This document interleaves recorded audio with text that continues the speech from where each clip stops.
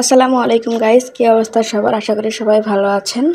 খুব ইচ্ছা করছিল ফুচকা খাবো, তো বাসায় কোনো কিছু ছিল না জন্য আপনার ভাইকে বলেছিলাম যে স্কুল থেকে আসার সময় ফুচকা নিয়ে আসবে। তো স্কুল থেকে আসার সময় ও ফুচকা নিয়ে এসেছিল, কেনা ফুচকা।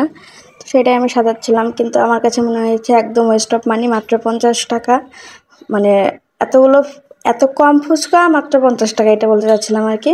9 পিস ফুচকা, কোনো সালাদ নেই, কোনো ডিম নেই, কিচ্ছু নেই। মানে আমার কাছে মনে হয়েছে এটা 20 টাকা হলেও দাম বেশি হয়ে যায়। তাই আপনাদের ভাইকে বলেছে আমাকে সব কিছু এনে দাও, আমি বাসাতেই ফুচকা বানিয়ে খাবো। তো যেই বলা সেই কাজ, বলার সাথে সাথে আমাকে সব কিছু নিয়ে এসে দিয়েছে।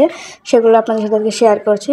তো পুরো তেঁতুলটা পাইনি বলে চাটনি নিয়ে এসে দিয়েছে, যেটাতে আমি টক বানাবো। এতে চটপটি মশলা, যেটা অবশ্যই লাগবে ফুচকা বানাতে বা চটপটি বানাতে। আর এই ডাবরি কালাই, তো ডাবরি কালাই তো লাগবেই, সেটা ফুচকাই বানাই বা চটপটি বানাই। আর এটা খোলা ফুচকাই নিয়ে আসতে বলেছিলাম, কারণ ফুচকা দেখা যায় যে বেশি এনে রাখলে তো এটা নষ্ট হয়ে যাবে।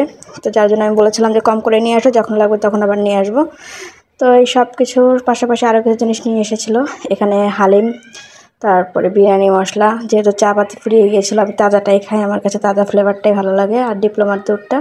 তো এই টুকটাক চীনাবাদাম, তারপরে খাওয়ার জন্য সবসময় কাজু বাদাম, কাঠবাদাম এগুলোই নিয়ে এসেছিলো। মানে টুকটাক যা বাজার লাগে আর কি, যেগুলো শেষ হয়ে গিয়েছিলো। ম্যাক্সিমাম সময় আমার শাশুড়ি সব বাজার ঘাট করে।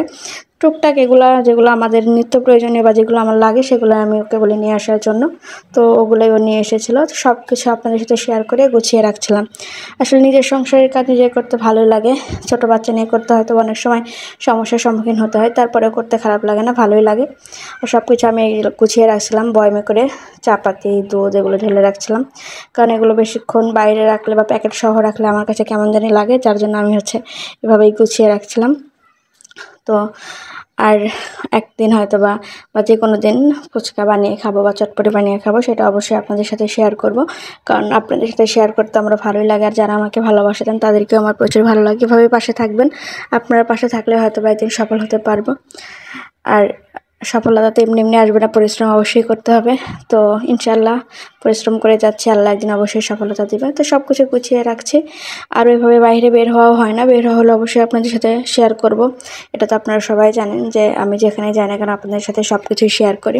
ভালো লাগে আমার বিষয়গুলো। আর আপনারা যারা আমাকে ভালো ভালো কমেন্ট করেন বা যারা আমার পাশে থাকেন, তাদের প্রতি আমার অনেক ভালোবাসা রইল। এভাবেই পাশে থাকবেন। আমার ভিডিও দেখে যদি ভালো লাগে অবশ্যই লাইক কমেন্ট করবেন, শেয়ার করবেন। ইউটিউবে দেখে থাকলে সাবস্ক্রাইব করবেন, ফেসবুকে দেখলে ফলো করবেন। সবাইকে অসংখ্য ধন্যবাদ। ভালো থাকবেন। আসসালামু আলাইকুম।